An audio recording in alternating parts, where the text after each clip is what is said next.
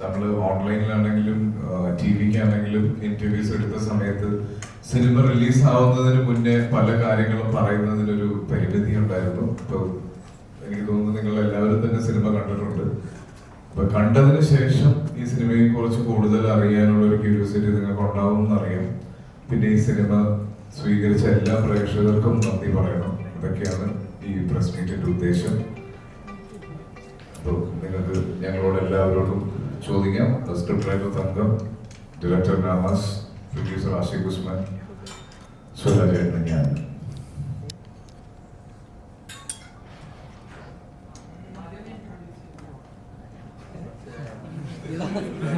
നമസ്കാരം, ഞാൻ സുരാജ് വെഞ്ഞാറമൂട്.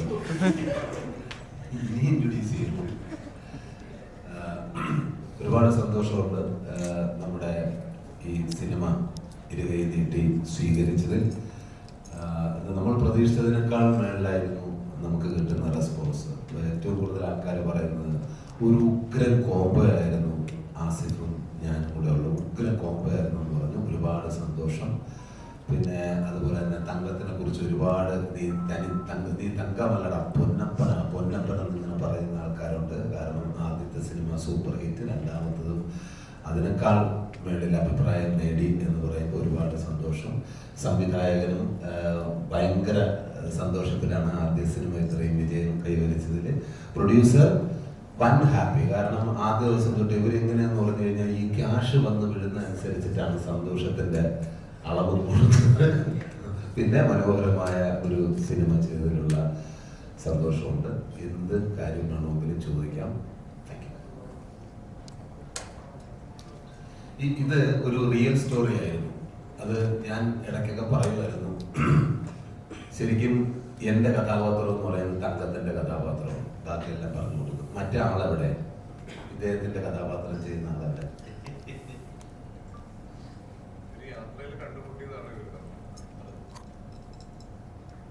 യാത്രയിൽ എല്ലാം അങ്ങനെ ഇല്ല.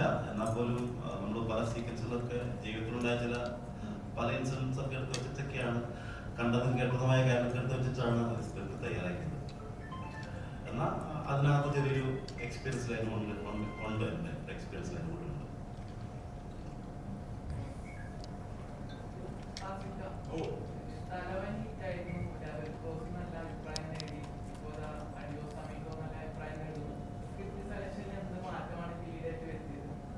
ഒരു മാറ്റം വരുത്തിയിട്ടില്ല.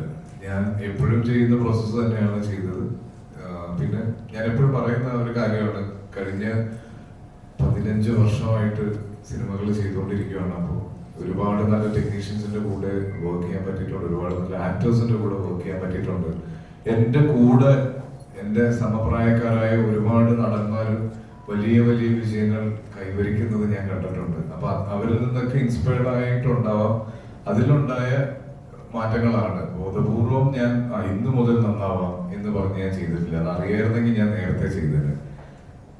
പിന്നെ ഒരുപാട് ആഗ്രഹിച്ചൊരു ചോദ്യമാണത്. 3 സിനിമകൾ ബാക്ക് ടു ബാക്ക് ഹിറ്റ് ആയി എന്ന് പറഞ്ഞ എൻ്റെ അടുത്ത് ഒരു സോഷ്യൽ ഗ്യാതറിംഗിൽ ചോദിക്കുന്നത് ഞാൻ ഒരുപാട് ആഗ്രഹിച്ചൊരു ചോദ്യമാണ്.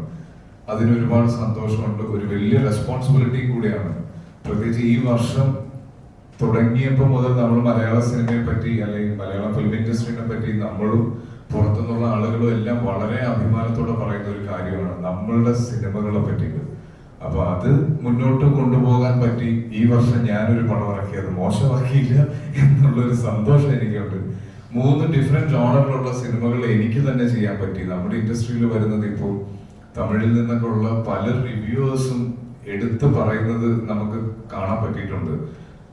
മലയാളം ഫിലിം ഇൻഡസ്ട്രിക്ക് ഇത്തരത്തിലുള്ള സിനിമ എന്നല്ല, അവരെല്ലാ രീതിയിലുള്ള സിനിമകളും ചെയ്യും. ഇപ്പോൾ ഈ കഴിഞ്ഞ ദിവസം ചെന്നൈയിൽ നിന്നുള്ള തമിഴിൽ നിന്നുള്ള ഒരു പ്രമുഖ റിവ്യൂവർ അലിയോ സമീഗോയെ പറ്റി പറയുന്നത് കേട്ടിട്ട് എനിക്ക് ഭയങ്കര സന്തോഷം. കാര്യം ഒരു കൾച്ചർ ആയിട്ട് ബൗണ്ടറീസ് ഇല്ലാതെ ഏത് ഭാഷയിലുള്ള ആളുകൾക്കും ഇത് മനസ്സിലാകും. ഒരു പ്രാവശ്യമെങ്കിലും യാത്ര ചെയ്തിട്ടുള്ള, വീടിന് പുറത്തേക്ക് ഇറങ്ങിയിട്ടുള്ള ആളുകൾക്ക് റിലേറ്റ് ചെയ്യാൻ പറ്റുന്ന രീതിയിലുള്ള ഒരുപാട് സിറ്റുവേഷൻസ് ഇവിടെയുണ്ട്. ഇപ്പൊ നമ്മളെല്ലാവരും ഒരുപാട് സുഹൃത്തുക്കളുള്ള ആളുകളാണ്. നമുക്കുണ്ടായിട്ടുള്ള അല്ലെങ്കിൽ നമ്മുടെ കൂടെ ഇപ്പോൾ ഉള്ള സുഹൃത്തുക്കളിൽ പലരെയും നമുക്ക് ഇങ്ങനെ കിട്ടിയതാണ്. അപ്പൊ തങ്കം വന്ന് എൻ്റെ അടുത്ത് ഈ കഥ പറയുന്ന സമയത്തും എനിക്ക് ഒരുപാട് പേര് ഓർമ്മ വന്നു. ഈ സിനിമ കാണുന്നവർക്കും കണ്ട് ഇറങ്ങിയ അഭിപ്രായം എഴുതിയവരും എല്ലാം പറയുന്നത് അവരുടെ സുഹൃത്തുക്കളെ പറ്റിയും അവര് പരിചയപ്പെട്ട രീതിയെ പറ്റിയും ഒക്കെയാണ്. അപ്പൊ നമുക്കറിയില്ല ഒരാൾ നമ്മുടെ ലൈഫിലേക്ക് പെട്ടെന്ന് കയറി വരുന്നതും എന്തൊക്കെ വ്യത്യാസങ്ങൾ ഉണ്ടാക്കും എന്നുള്ളതൊന്നും. അപ്പൊ അതൊക്കെയാണ് തങ്കം ഈ സിനിമയിലൂടെ പറഞ്ഞിരിക്കുന്നത്. എനിക്ക് ഇപ്പൊ ഞാൻ താഴെ നിന്നപ്പോ സുഹൃത്തുക്കളോട് പറഞ്ഞു, സിനിമ കഴിഞ്ഞിട്ട് ഒരു കയ്യടി കേട്ട് കഴിഞ്ഞ പിന്നെ ഒരു സൈലൻസ് ഉണ്ട് തിയേറ്ററിൽ. ലൈറ്റ് വരുമ്പോ എല്ലാവരും ഇങ്ങനെ ഇരിക്കുന്നുണ്ട്, കരഞ്ഞ കണ്ണ് ആരും കാണാതിരിക്കാൻ വേണ്ടി. അത് കണ്ണുനീര് കാണുമ്പോൾ സന്തോഷം വരുന്നത് ആദ്യമായിട്ടാണ്. തിയേറ്റർ വിസിറ്റ്സിന് ഇപ്പൊ നമ്മള് രാഗത്തിൽ പോയി തൃശ്ശൂര്, അപ്പൊ അവിടെയൊക്കെ ഞാൻ വനിതാ വിനിത അവിടെയൊക്കെ പോയ സമയത്ത് നമ്മൾ കാണുന്നത് ആളുകൾ നമ്മളെ നോക്കുമ്പോ കരഞ്ഞ് കലങ്ങിയ കണ്ണായിട്ടാണ്. പലർക്കും പലരെ ഓർമ്മ വരുന്നു, പല യാത്രകളും ഓർമ്മ വരുന്നു.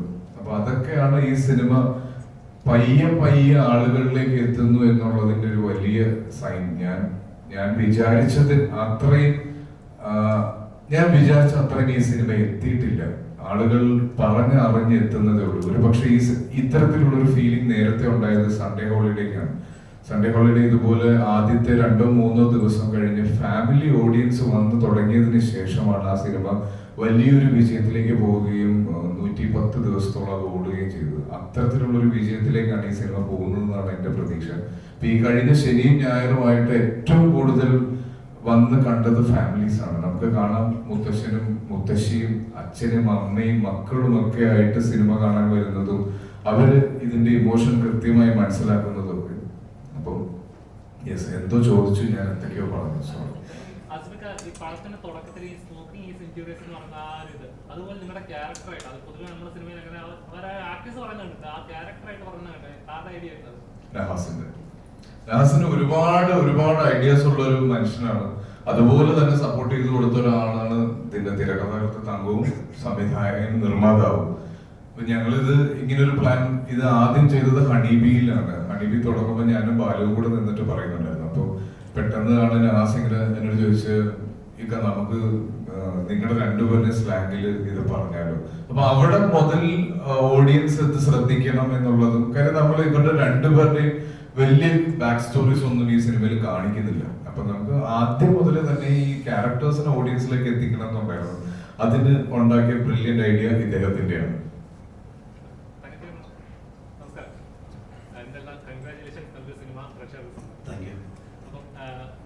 കെട്ടിയോളാന്റെ മാലാഖ നോക്കുമ്പോൾ ആസിഫിക്കെ നമ്മൾ കാണുമ്പോൾ വേറൊരു ലെവലൊക്കെ കഥാപാത്രമാണ്. അതിൽ നിന്ന് എൻ്റെ ഡിഫറെന്റ് ആയിട്ട് ഒരു അടിപൊളി വൈബ് നിൽക്കുന്ന ഒരു കഥാപാത്രത്തിലേക്ക് എങ്ങനെയാണ് ആസിഫിക്കെ ഇമാജിൻ ചെയ്തത്? അല്ല, അത് ആസ് ചെയ്താൽ അത് വൃത്തിയാവുമെന്ന് തോന്നിയിരുന്നു.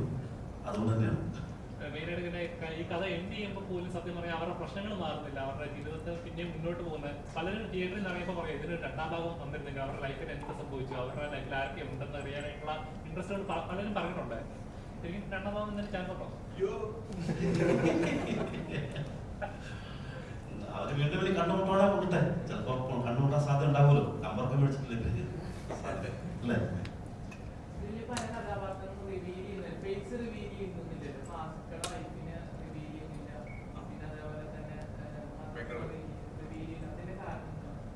ഇവര് രണ്ടും ആണല്ലോ പോകുന്നത്. ഇവര് രണ്ടുപേരിലൂടെ കഥ സഞ്ചരിക്കുന്നുണ്ട്. നമുക്കത് ഈസി ആയിട്ട് റിവീൽ ചെയ്യാമായിരുന്നു. അത് വേണ്ടാന്ന് വെച്ചിട്ടാണ്. കട്ട് ഇവരുടെ പെങ്ങളുടെ അടുത്തിട്ട് പോകാം, പ്രിൻസിന്റെ ഭാര്യ എടുത്തിട്ട് പോകാം, അമ്മച്ചിയുടെ എടുത്തിട്ട് പോകാം. അതൊക്കെ ചെയ്യാമായിരുന്നു. അത് ചെയ്യണ്ടാന്ന് അത് അതുകൊണ്ടാണ് അതെ അത് മുറിഞ്ഞു പോകണമെന്ന് വിചാരിച്ചു ഇവരുടെ യാത്ര.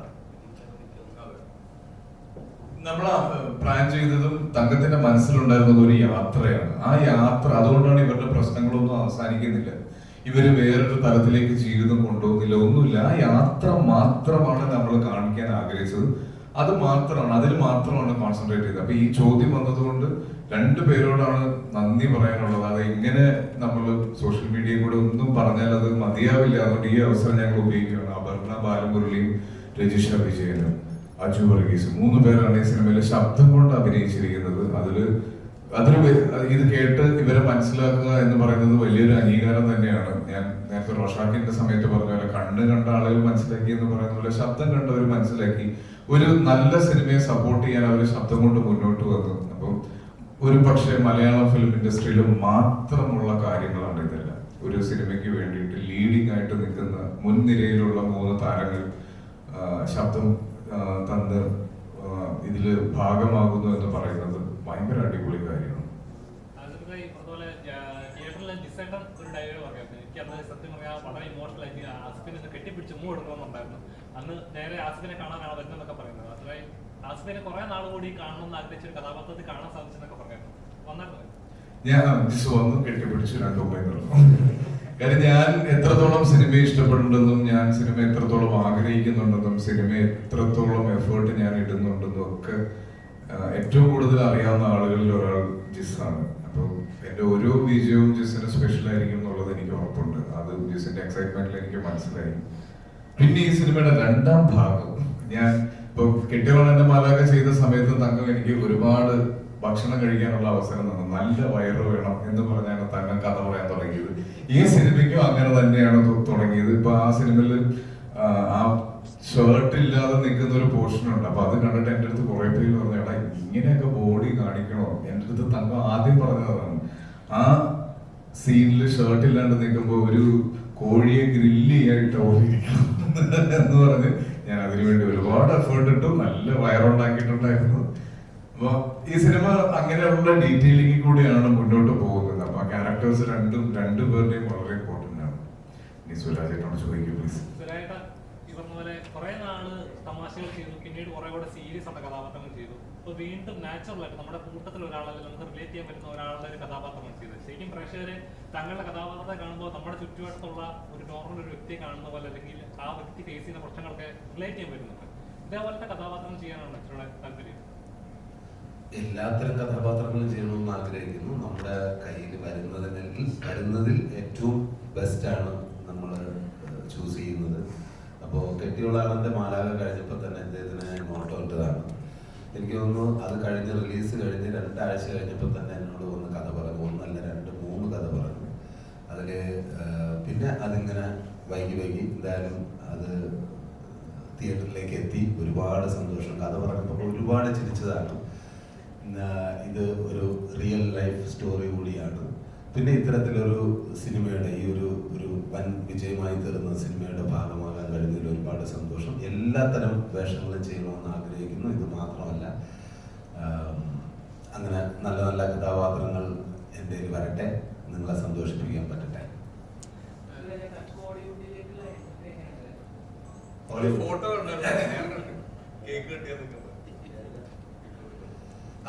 എൻട്രി അടിപൊളിയായിരുന്നു. വിക്രം സാറ്, എസ് ജെ സൂര്യ, അങ്ങനെ വലിയ കിടിലൻ താര നിരകളോടൊപ്പം സ്ക്രീൻ ഷെയറിംഗ് കിട്ടി. അതൊരു മഹാഭാഗ്യം. വീര ധീര ശൂര അതിൻ്റെ ഷൂട്ടിംഗ് തീർന്നിട്ടില്ല. നല്ല എക്സ്പീരിയൻസ് ആണ്. അരുൺകുമാറാണ് അതിൻ്റെ സംവിധാനം. അറിയാലോ, നമ്മുടെ സിത്തയുടെയൊക്കെ അതിൻ്റെയൊക്കെ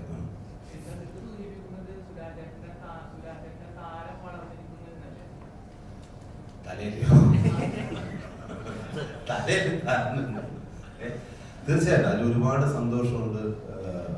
ആഗ്രഹിച്ചിരുന്നതാണ് ഇങ്ങനെ തമിഴിലും അന്യഭാഷയിലൊക്കെ ഒന്ന് അഭിനയിക്കണമെന്ന് ആഗ്രഹിച്ചു. അപ്പോൾ അതിന് കറക്റ്റായിട്ട് ഒരവസരം കിട്ടിയത് ഇപ്പോഴായിരുന്നു.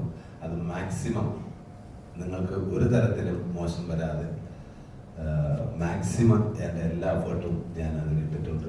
ബാക്കിയെല്ലാം ദൈവത്തിൻ്റെ കയ്യിൽ.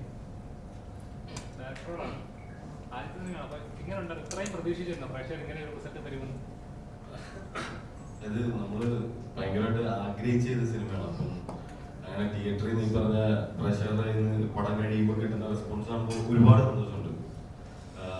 എന്താ പറയാ, നമ്മള് പ്രതീക്ഷിച്ചതിനപ്പുറം ഒരു വലിയൊരു ഹാപ്പിനെസ് തന്നെയാണ് കിട്ടുന്നത്.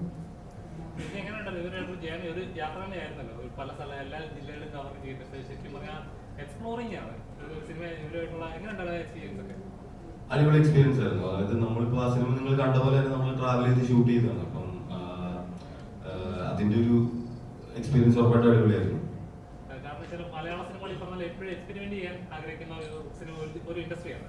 ഓരോ സിനിമകൾ ചെയ്യുമ്പോൾ നിന്ന് വ്യത്യസ്തമായിട്ട് എത്രത്തോളം ക്രിയേറ്റ് ചെയ്യാനാണ് ശ്രമിക്കുന്നത്. ഇതുപോലും അങ്ങനത്തെ ഒരു എക്സ്പെരിമെന്റ് ആയിട്ട് എനിക്ക് ഫീൽ ചെയ്തു. ഇതുപോലത്തുള്ള സിനിമകൾ ചെയ്യാനാണ് ഇച്ചിരി താല്പര്യം. എല്ലാത്തരം സിനിമകളും ചെയ്യാനാണ് താല്പര്യം. അപ്പോൾ ഇതിപ്പോ തങ്കച്ചേട്ടൻ്റെ അടുത്ത് ഈ കഥ പറഞ്ഞപ്പോൾ എനിക്കത് ഭയങ്കരമായിട്ട് ഇഷ്ടപ്പെട്ട ആഗ്രഹിച്ച് ചെയ്ത സിനിമയാണ്. ഈ ബോസ് എന്നുള്ള വിളി അത് ശരിക്കും പറഞ്ഞാൽ ഡയലോഗിനെക്കാട്ടി കൂടുതൽ ബോസ് എന്നുള്ള വിളിയാണ് കൂടുതൽ. അപ്പൊ അത് സ്ക്രിപ്റ്റിലുണ്ടായിരുന്നോ ആസിഫ് കൈ നിൽക്കുകയാണോ? സാധാരണ മച്ചാനൊക്കെ വിളിക്കുമ്പോൾ അല്ല, സ്ക്രിപ്റ്റിലുണ്ടായിരുന്നു, 100% സ്ക്രിപ്റ്റിലുണ്ടായിരുന്നു. പിന്നെ കുറച്ച് എണ്ണം കൂടിയത് എന്റെ കയ്യിൽ നിന്നും പറ്റിയിട്ടുണ്ട്. പല സമയത്തും അത് ഡബിങ്ങിലൊക്കെ എണ്ണം കുറച്ചിട്ടുണ്ട്. എനിക്ക് തോന്നുന്നു ആ സമയത്താണ് ആനിമൽ ഇറങ്ങിയത്. ആനിമൽ ഇറങ്ങിയപ്പോ ഇങ്ങനെ പപ്പ പപ്പ പപ്പ എന്നുള്ളത് എണ്ണി വന്നു. അപ്പൊ ലാസ്റ്റ് നിൽക്ക ബോസ് വേണേ കുറച്ച് കുറയ്ക്കാം. അത് സംസാരിച്ച് ആ ഫ്ലോ കിട്ടിയപ്പോ ആ ബോസ് എന്നുള്ള വിളിയിൽ ഒരു സുഖമുണ്ട്. എനിക്ക് ആ സുഖം ഇതിന് മുന്നേ കിട്ടിയത് മച്ചാനെ എന്നുള്ള വിളിയിലാണ്. ഞാൻ ആ വിളിയായിരുന്നു എല്ലാവരെയും വിളിച്ചുകൊണ്ടിരുന്നത്. അപ്പൊ ഞാൻ ഇപ്പൊ തിയേറ്റേഴ്സിന് ഇറങ്ങുമ്പോൾ നമുക്ക് കിട്ടുന്ന ഒരു ട്രെൻഡ് അത്. ഞാൻ തിയേറ്റർ വിസിറ്റ്സിന് പോകുന്ന സമയത്തൊക്കെ ആൾക്കാർ തമ്മിൽ അങ്ങോട്ടും ഇങ്ങോട്ടും ബോസേ കൂട്ടുകാര എന്ന് വിളിക്കുന്നത് കാണാൻ പറ്റുന്നുണ്ട്. അപ്പൊ ആ വിളിയിലൊരു സ്പെഷ്യാലിറ്റി ഉണ്ട്. നമ്മള് സിനിമയിൽ പേര് ചോദിക്കാൻ രണ്ടുപേരും മറന്നു പോകുന്നത് ആ വിളി കാരണമാണ്. തിയേറ്ററിൽ നിന്ന് വലുതെന്ന് ഇറങ്ങിയപ്പോൾ കാണാനിടയായിട്ട് കണ്ണൊക്കെ നിറങ്ങി വളരെ ഇമോഷണൽ ആയിട്ട് കാണാനിടയായി. അപ്പോൾ പ്രേക്ഷകർ ഒരുപാട് നാളുകൂടി ആ ഇക്കാന്ന് വിളിച്ച് ചേർത്ത് പിടിക്കുമ്പോൾ ഉണ്ടാകുന്ന ഒരു ഫീലിംഗ് ഇതിനു മുമ്പ് കണ്ട തലവലിൽ ഇതേപോലെ ഇമോഷണൽ ആയി കണ്ടായിരുന്നു, ഈ സിനിമയിൽ കണ്ടായിരുന്നു. അതിന് സന്തോഷവും സാറ്റിസ്ഫാക്ഷനും സംതൃപ്തിയും ഉണ്ട് അതില്. ഈ സിനിമയ്ക്ക് അത്രയും എഫേർട്ട് ഇട്ടിട്ടുണ്ട്. ഒരു നിർമ്മാതാവുണ്ട്, അദ്ദേഹം മുടക്കിയ പൈസയുണ്ട്, ഒരു പുതിയ സംവിധായകന്റെ സ്വപ്നങ്ങളുണ്ട്, ഒരു വലിയ ഹിറ്റിന് ശേഷം രണ്ടാമത് സിനിമ ചെയ്യുന്ന ഒരു തിരക്കഥാകൃത്തുണ്ട്, ആദ്യമായി ഒന്നിക്കുന്ന 2 സുഹൃത്തുക്കളുണ്ട്. അപ്പൊ ഇവരുടെ എല്ലാവരുടെ ആഗ്രഹമാണ് ഈ സിനിമയ്ക്ക് നല്ലത് വരിക, നല്ലത് സംഭവിക്കുക എന്നുള്ളത്. അപ്പൊ അത് സംഭവിക്കുന്നതിനുമ്പോ ഉണ്ടാകുന്ന ഇമോഷനാണ് അതെല്ലാം. മിസ്റ്റർ ക്യൂ ചോദിക്കാം.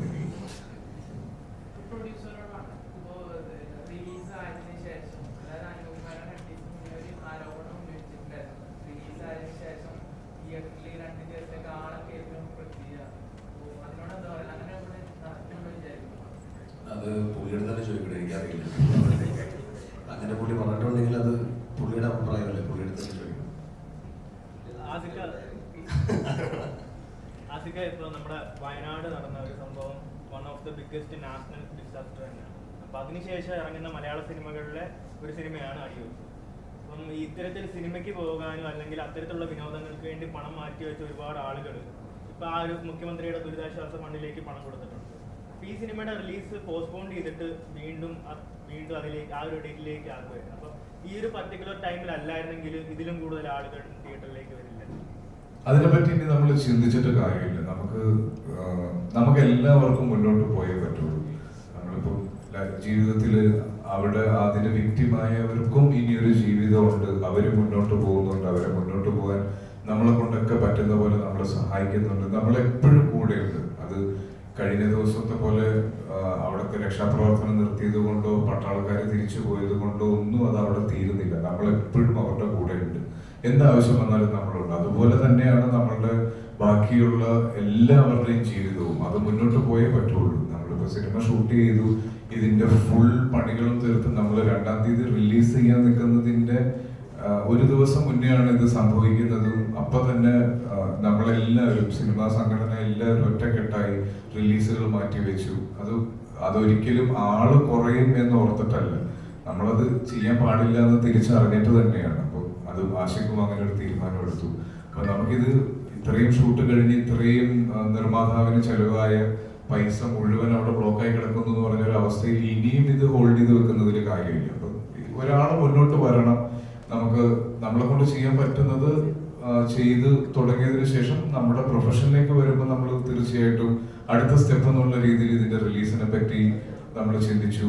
വളരെ മിതമായ രീതിയിൽ ഇതിന്റെ ഒരു മാർക്കറ്റിങ്ങിനെ പറ്റി ചിന്തിച്ചു. അപ്പൊ നമുക്ക് ഇതിന്റെ ഈ സിനിമയിലുള്ള ഒരു കോൺഫിഡൻസ് കൊണ്ട് തന്നെയാണ് നമ്മൾ വളരെ മിനിമലായ ആ സമയത്ത് നമുക്ക് സോഷ്യൽ മീഡിയയിൽ കൂടെ ആളുകളെ ക്ഷണിക്കുന്നതിനും ഈ സിനിമയെ പറ്റി പറയുന്നതിനും ഈ സിനിമയുടെ വിജയം ആഘോഷിക്കുന്നതിനും ഒക്കെ ഒരു ലിമിറ്റേഷൻ ഉണ്ട്. പക്ഷെ അപ്പോഴെല്ലാം നമുക്കുള്ളൊരു കോൺഫിഡൻസ് എന്ന് പറഞ്ഞാൽ ഈ സിനിമയിലാണ്.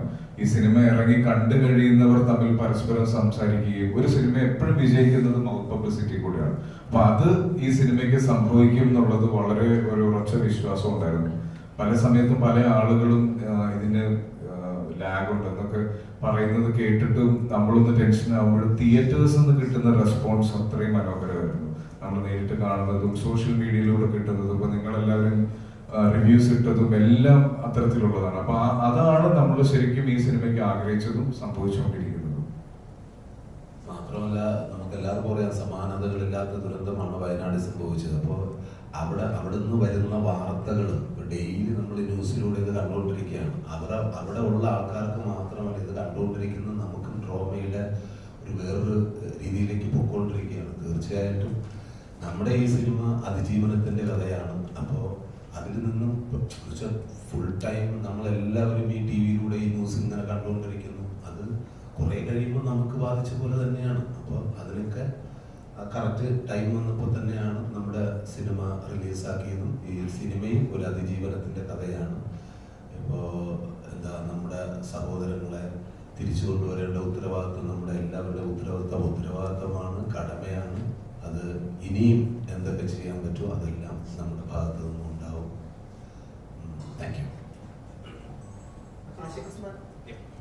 ഈ മലയാള സിനിമയുടെ ഫസ്റ്റ് ഹാഫിന്റെ സക്സസ് ഭയങ്കരമായിട്ട് ചർച്ച ചെയ്യപ്പെട്ടിരുന്നു. അഡിയോസ് അമീഗോസ് കഴിഞ്ഞിട്ട് ഇനി സെക്കൻഡ് ഹാഫിലെ മോസ്റ്റ് അവൈറ്റിംഗ് എന്ന് പറയുമ്പോഴും 2 സിനിമകൾ ഓടുകുതിര ചാടുകുതിരി ഹോളിവുഡ് ടൈപ്സ് ആണ്. രണ്ടും താങ്കളുടെ പ്രൊഡക്ഷനിലും വരുന്നു. അതിന്റെ ഇപ്പോഴത്തെ ഒരു കറന്റ് സ്റ്റാറ്റസ് എങ്ങനെയായിരിക്കും? ഓടുകുതിര ഷൂട്ട് നടന്നുകൊണ്ടിരിക്കുകയാണ്. പ്രോബ്ലി ഒരു ഒക്ടോബർ കഴിയുമ്പോൾ കഴിയും. ഒരു ഫെബ്രുവരി നെക്സ്റ്റ് ഇയർ ആണ് റിലീസ് പ്ലാൻ ചെയ്തിരിക്കുന്നത്. ഹോളിവുഡ് ടൈംസ് ജനുവരി സ്റ്റാർട്ട് ചെയ്യുന്നുള്ള പ്ലാനാണ്. അത് മുമ്പായി അടുത്തൊരു ഓണമൊക്കെ ആവുമ്പോഴാണ് പ്ലാൻ. എല്ലാം പ്ലാനാണ്.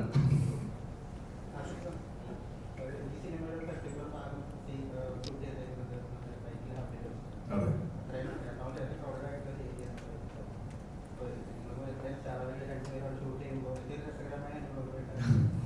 ഇതില് 2 കാര്യങ്ങളാണ്. ഒന്ന് ഈ സിനിമയ്ക്ക് ഒരു വിധത്തിലുള്ള കോംപ്രമൈസിനും ഇവിടെ ഇരിക്കുന്ന ആരും തയ്യാറായിട്ടില്ല. ഇപ്പോൾ അതിന്റെ ഒരു എക്സ്പെൻസോ ആണെങ്കിലും നമ്പർ ഓഫ് ഡേയ്സ് ആണെങ്കിലും ഒരു സംവിധായകന്റെയും തിരക്കഥാകൃത്തിന്റെയും ഭാഗത്തുള്ളതാണെങ്കിലും ഞങ്ങൾ 2 പേരുടെ ഭാഗത്തുള്ളതാണെങ്കിലും ഇപ്പൊ എന്റെ തന്നെ എടുത്ത് നോക്കുകയാണെങ്കിൽ അപ്പിയറൻസിൽ അത്രയും വലിയ ഇപ്പം ഒരു ആക്ടറെ സംബന്ധിച്ചിടത്തോളം മുടി ഷേവ് ചെയ്യുക എന്ന് പറഞ്ഞാൽ, അതായത് ഇപ്പൊ കാശ് കൊടുത്ത് മുടി ട്രാൻസ്പ്ലാന്റ് ചെയ്തുകൊണ്ടിരിക്കുന്ന സമയമാണ്. ആ സമയത്ത് ഞാൻ ഷേവ് ചെയ്തപ്പോൾ തന്നെ ഇവർ 2 പേരോടും പറഞ്ഞു ഇത് വന്നില്ലെങ്കിൽ ട്രാൻസ്പ്ലാന്റ് ചെയ്യാനുള്ള പൈസ എനിക്ക് തന്നെ എന്ന് പറഞ്ഞു. അപ്പൊ അത്രയും എഫേർട്ട് മുതൽ എന്ത് പറയാൻ അതെ അപ്പൊ സംഭവിച്ചു. അബില് വെച്ചിട്ട് പലർക്കും നമ്മളെ തിരിച്ചറിയാൻ സാധിച്ചില്ല എന്നുള്ളതാണ് ഏറ്റവും വലിയ സന്തോഷം.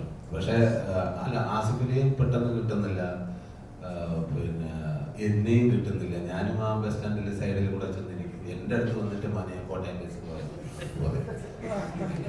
എന്നൊക്കെ ചോദിച്ചിട്ട് ആൾക്കാർ പോയിട്ടുണ്ട്. അത് ഒരു ഭാഗ്യം. ചേട്ടാ, ഈ സിനിമയുടെ അവസാനം ഒരു ഡയലോഗ് പറയുന്നുണ്ട്, ഉള്ളവനോടെ പോയാലും കറങ്ങി തിരികെ തന്നെ നിർത്തും. വളരെ റിയാലിറ്റി ആയിട്ട് വളരെയധികം സിങ്ക് ചെയ്യുന്ന ഒരു ഡയലോഗാണ്. ഇപ്പോഴും ആ സുഹൃത്തുമായിട്ട് ആ സുഹൃത്ത് ഇപ്പൊ എങ്ങനെയാണ് അവസ്ഥ അറിയോ? അദ്ദേഹമായിട്ടുള്ള ബന്ധം അങ്ങനൊരു സാഹചര്യമൊക്കെ നമ്മൾ കഥാപാത്രം എഴുതിയുണ്ടാക്കുന്നതാണ്. പക്ഷെ എനിക്ക് അങ്ങനെ സുഹൃത്തുണ്ട്, അത് വിട്ടുപോകില്ല. അത്ര സാഹചര്യം ഉണ്ടായില്ലെങ്കിൽ പോലും അയാളിപ്പോഴും എന്നോടൊപ്പം ഉണ്ട്. ഇപ്പൊ എന്റെ ഫ്ലാറ്റുണ്ട്. തങ്കത്തിന്റെ ഡയലോഗ്സിൽ എടുത്തു പറയേണ്ട ഒരുപാട് ഡയലോഗ്സ് സിനിമയിലുണ്ട്. ഇപ്പൊ ഞാൻ സുരാജേട്ടനോട് പറയുന്ന ഒരു ഡയലോഗാണ് എനിക്ക് ട്രെൻഡിങ് ആയിട്ട് ഫീൽ ചെയ്ത ഒരു സാധനം. നമ്മുടെ ലൈഫിൽ എന്ത് പ്രശ്നം ഉണ്ടായാലും പോസെ കാറ്റ് കല്ലടിച്ചോലും നമ്മളിത് ഇതിങ്ങനെ നിൽക്കണം എന്ന് പറയും. അത് ഭയങ്കര മീനിങ് ഫുൾ ആയിട്ടുള്ള ഭയങ്കര മോട്ടിവേഷണൽ ആയിട്ടുള്ള ഒരു ഡയലോഗാണ്. ഞാൻ അത് അനുഭവിച്ച ആളാണ്. ഒരുപാട് സിനിമകൾ ഇറങ്ങുമ്പോഴും ഞാൻ കാറ്റ് കല്ലടിച്ച പോലെ നിന്നുകൊണ്ടാണ് എനിക്ക് ഇപ്പോഴും സിനിമ ചെയ്യാൻ പറ്റുന്നതെന്നാണ് എനിക്ക് തോന്നുന്നത്. അത് തങ്കത്തിന്റെ പല സിറ്റുവേഷൻസിലും വരുന്ന ഡയലോഗ്, പ്രത്യേകിച്ച് എനിക്ക് തോന്നുന്ന ആളുകൾ കരഞ്ഞു പോകുന്നു എന്ന് നമ്മൾ പറയുന്ന ടൈലന്റിലെ ഏറ്റവും മീനിങ് ഫുൾ ആയിട്ടുള്ള ഡയലോഗ്സിൽ ഒന്ന് അതാണ്. ഒന്നുമില്ല, ഈ സിനിമ നമ്മൾ എല്ലാവരും ഭയങ്കര ആഗ്രഹിച്ച് ഷൂട്ട് ചെയ്ത ഒരു സിനിമയാണ്. കാരണം ഈ സിനിമയുടെ ഏറ്റവും വലിയ ചാലഞ്ച് എന്തായിരുന്നു പറഞ്ഞാൽ 2 ആക്ടേഴ്സിന്റെ ഡേറ്റ്സ്. അതായത് ഈ സിനിമ ഷൂട്ട് നടക്കുന്ന സമയത്ത് ആസിക്കോ സുരാജേട്ടനോ ഒരു പനി വന്നൊന്ന് ഷൂട്ട് നടക്കില്ല. അത് അങ്ങനെ ഏകദേശം 1 വർഷം കൊണ്ട് ഇവരെ ഡേറ്റ്സ് മാനേജ് ചെയ്ത് ഷൂട്ട് ചെയ്ത്.